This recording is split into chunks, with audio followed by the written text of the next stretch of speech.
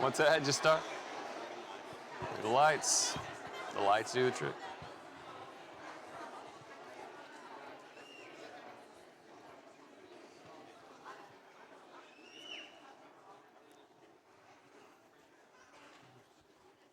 Appreciate that. Let's settle in for class. A little bit of a quick turnaround today, but it's good to see so many here, and we're really thankful for this chance to remember Jesus as we've done. I think it ties in pretty well to the final Beatitude that will get our attention today and also, Lord willing, next week as we finish up this class. And that is, blessed are those who are persecuted for the faith. Jesus is our example, our elder brother. He is our king. And Jesus was persecuted for the faith. We saw that in great detail today in our study.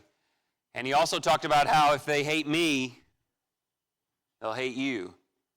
And so any idea that we would not in any way be persecuted or maligned, that we can avoid being insulted or facing consequences for the faith should be a very strange thing to us. That he would suffer so much to, as Tim said, accomplish the Father's will, and then we would suffer nothing to accomplish the Father's will.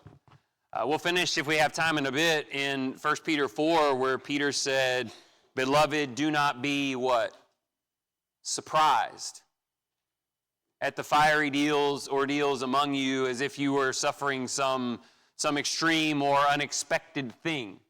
And I think to me, as we finish up this series and we spend this last couple of weeks on persecution, this is very difficult for us because we face so little of it in the way that first century and really many centuries worth of Christians have done. Now, on one hand, that should be good news.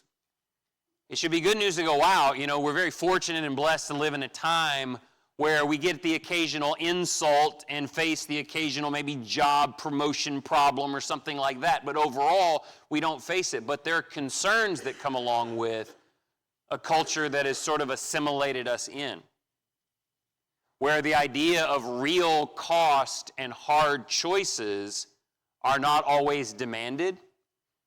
And so before long, we get tempted to build a life where we never have to do that.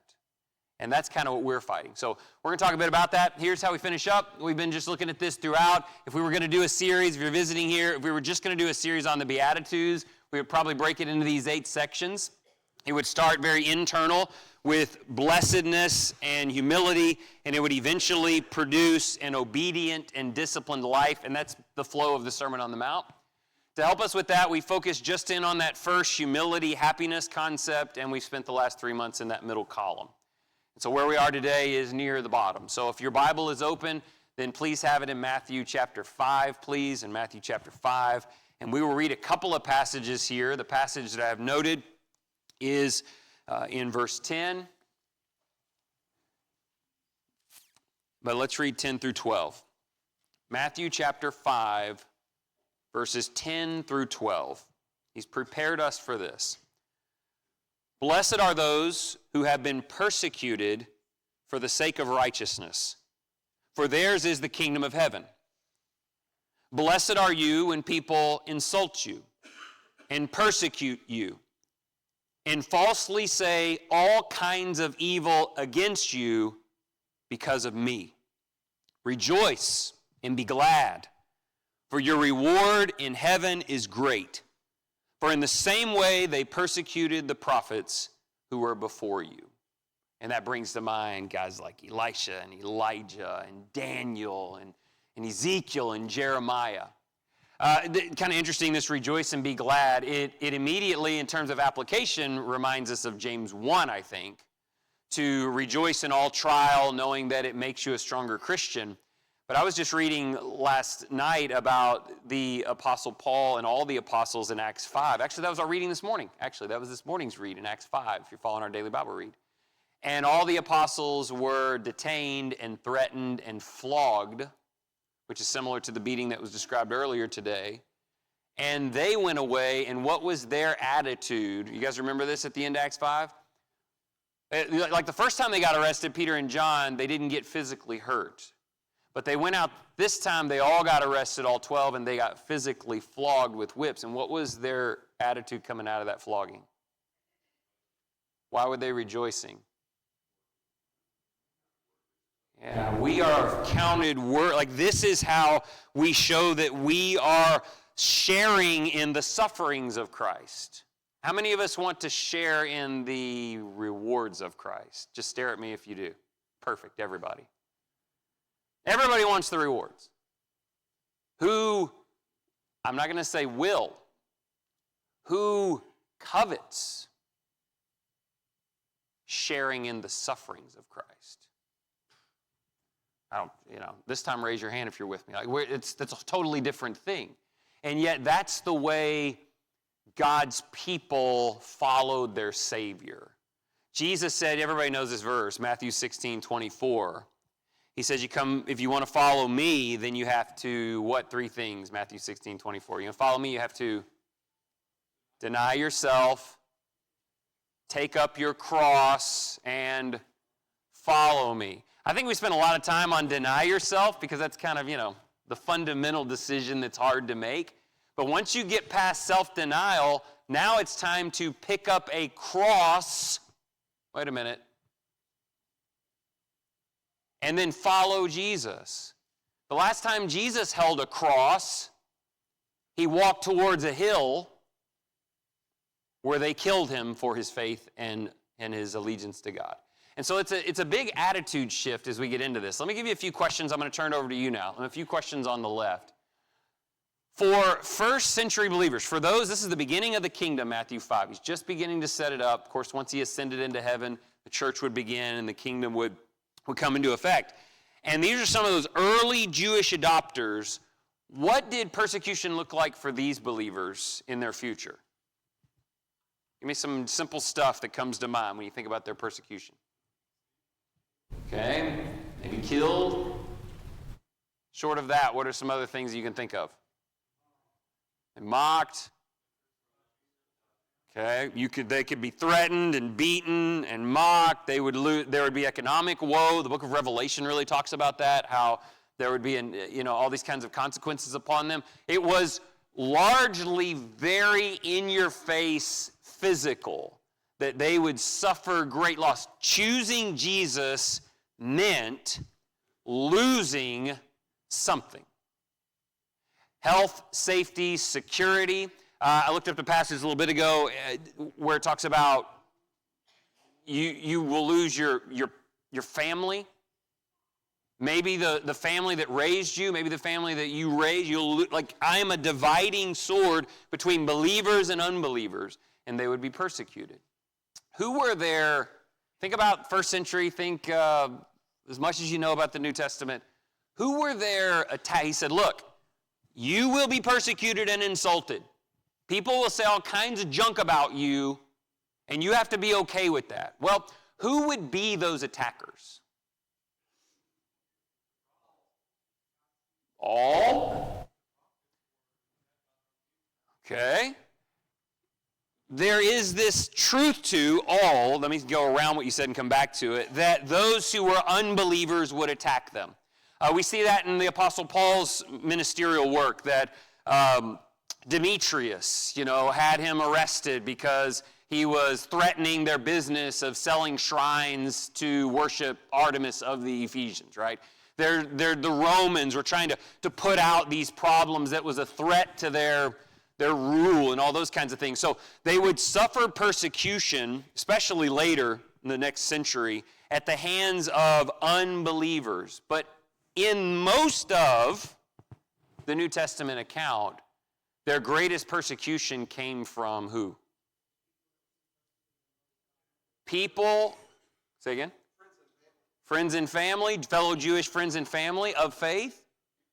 The people who were Kim said, the people who were supposed to be the most godly and righteous people were the ones who would be, I would say, their most aggressive attackers. I mean, think about Jesus' death. You might go, well, the Romans killed Jesus. The Romans killed Jesus because God's people demanded it. They unrelentingly, the blood will be on our own children. Release the murderer, Barabbas. Just kill him. I got a question. Why? Jealousy? Fear of their everything falling apart, what they built coming to pieces? Power. They had influence over the people, and they saw that influence moving away. Yes? So that the scribes were basically spreading rumors amidst the crowds, similar to how the mainstream media does with us and the politicians, basically spreading lies that there shouldn't be. Spreading lies. And those that do expose the truth, they end up getting made fun of and mocked. Yeah. So those are some of the reasons. Anybody else on why it was so often the most, quote, religious of the people? James?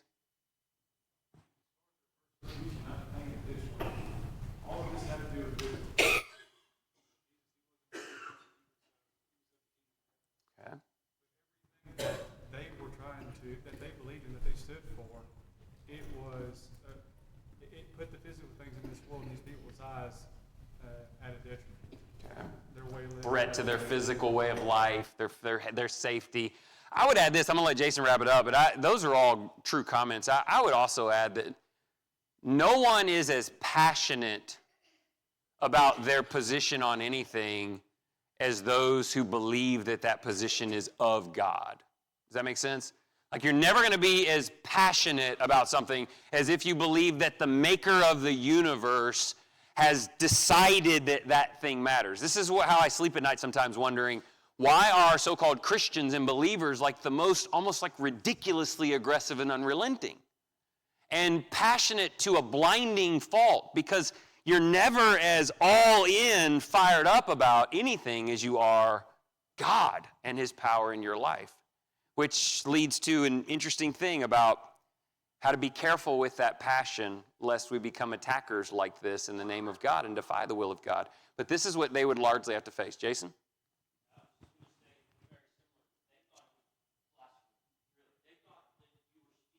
Against God. Yeah. And granted, they were hypocrites and all that stuff, but they truly thought that this was not God's will.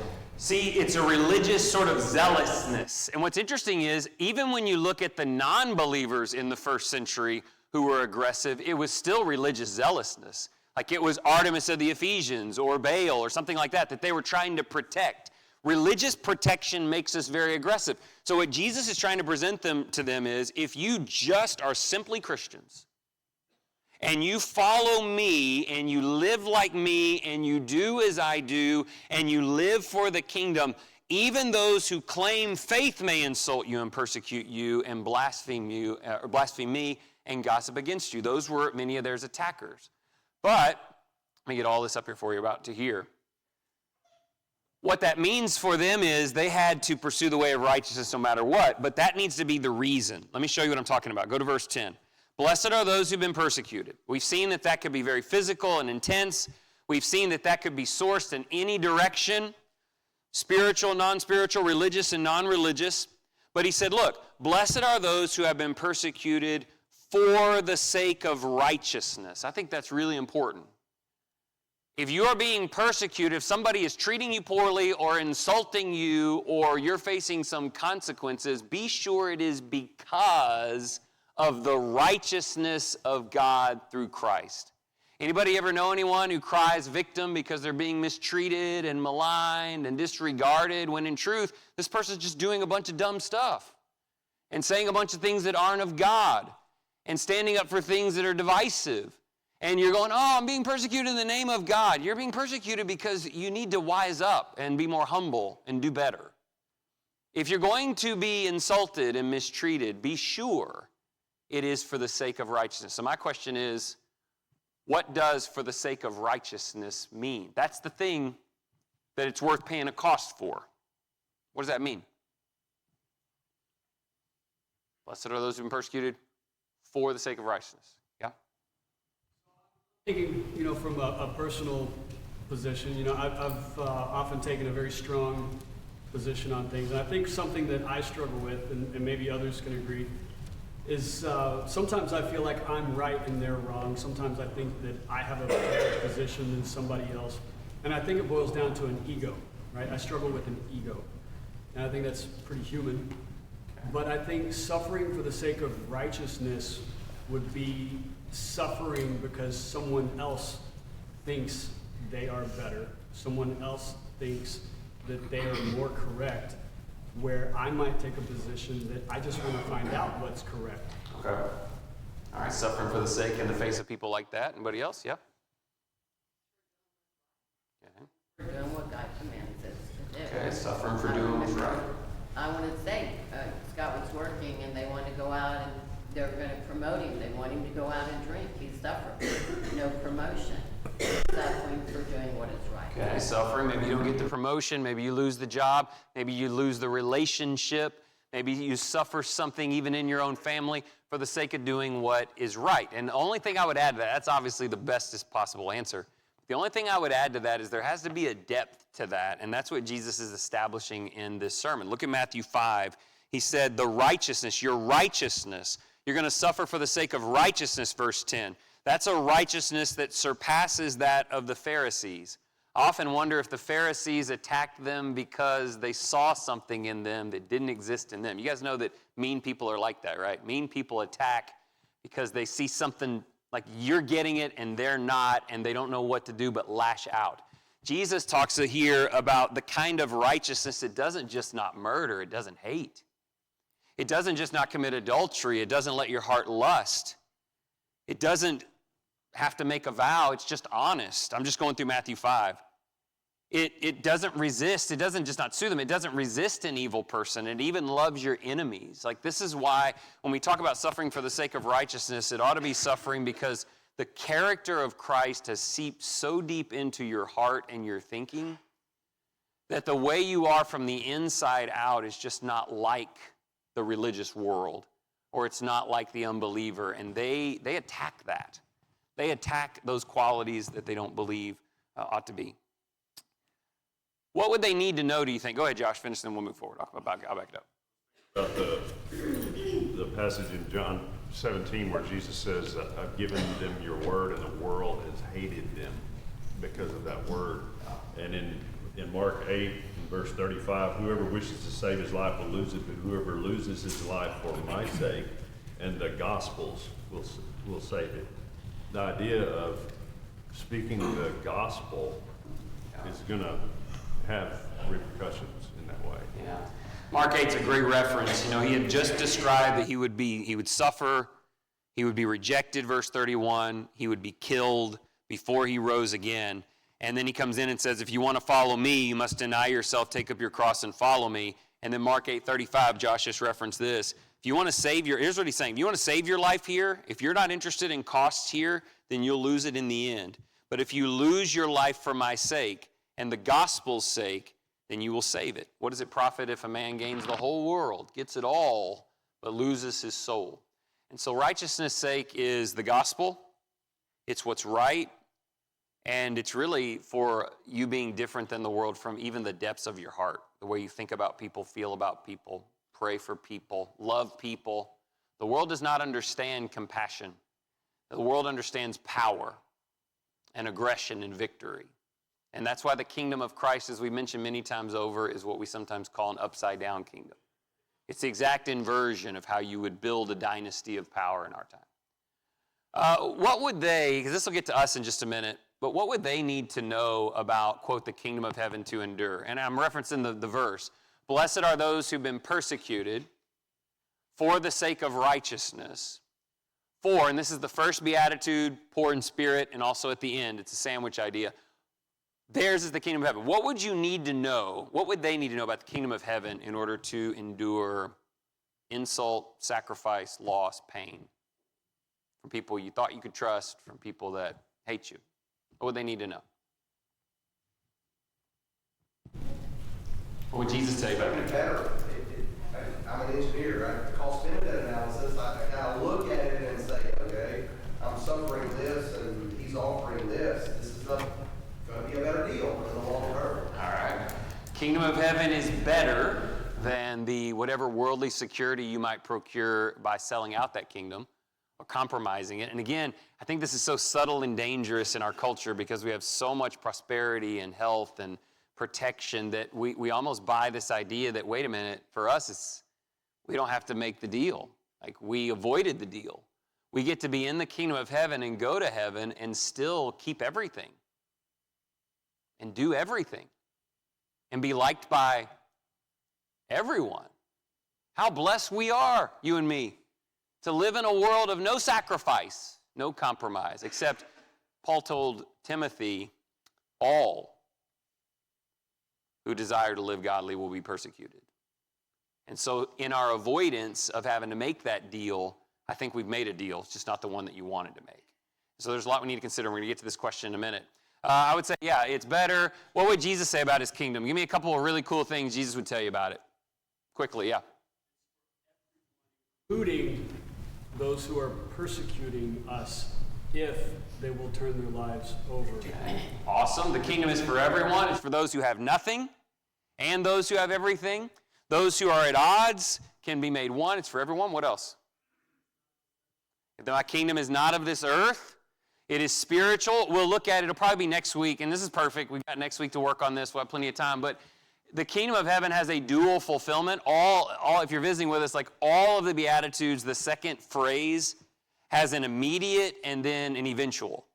The immediate is you get to be in the kingdom of heaven right now.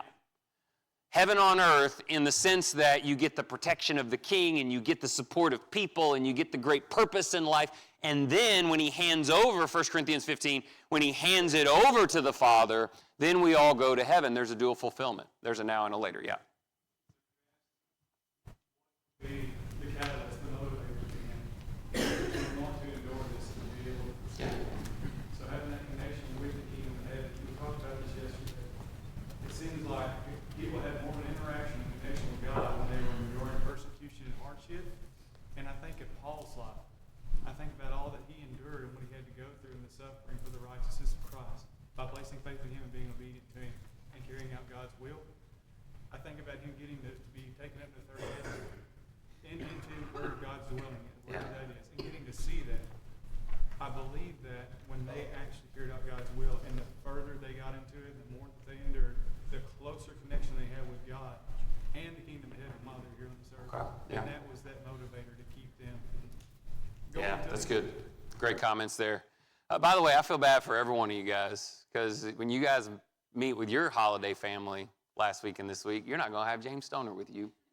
And I got him with me, so we could sit around like yesterday and just talk about it. All right, hey, let's get over to here. Here's the definition. The word persecute is really interesting. That the word that's used in our text, those who have been persecuted, it's actually translated a whole handful of times as like to follow or follow after. It has this pursuant idea. I mean, the Bible might say, go follow after Jesus and use that word. Go persecute Jesus. It's not right. Well, the basic concept is this pursuant concept. And so I think it means is, blessed are those who are being pursued, who are being chased, who are having to flee. I'm working on the New Testament Devo Part 2 right now, going through Acts, and I note how many times Paul had to flee. He taught the truth, and then eventually he had to get up, and they let him out through a window or in a basket or snuck him out at night. Persecution meant you don't just get to stand here and go, well, I don't have to move or lose anything or flee. I just get to, smile while you yell at me. Well, no, persecution was the world making you do something, make a move and flee. And so that idea is pretty strong. It's obviously some of this as well, being mistreated or suffering on account of something. And of course in the text, on account of righteousness, the righteousness of God and Christ and the law. So I put this up here a little while ago for you. I thought I'd give you a little while to stare at it. We only have 5 minutes left, but what does persecution look like? What does that look like here? What does it look like now? You can give me an example from your life, or you can give me an example from something that you've seen. I mean, we already mentioned 2 Timothy 3. All who desire to live godly, all, A-L-L, everybody will be persecuted. They will be pursued, pushed, chased, moved. What does it look like in our lives?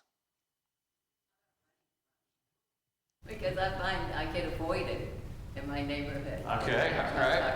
She's being persecuted because they are not answering her texts. And they are not answering the door when she comes by. Persecuted can mean it's kind of interesting Mom says that. That's my mom. But it kind of works, the word works both ways. It's like running or like fleeing or running from. It's kind of goes both ways. So maybe persecution is when they run from you and they don't want to listen. All right? So you're alone. Yeah. The Jews prayed daily for salvation of Israel and for a Messiah, and yet their laws made it almost impossible for Christ to claim that he was the Messiah. That was the conflict between what they expected and what they allowed. And sometimes in religiosity, it can often make it difficult for Christians who are really seeking to be different from the status quo in following Christ. And it's a separation because of your commitment to Christ. Yeah.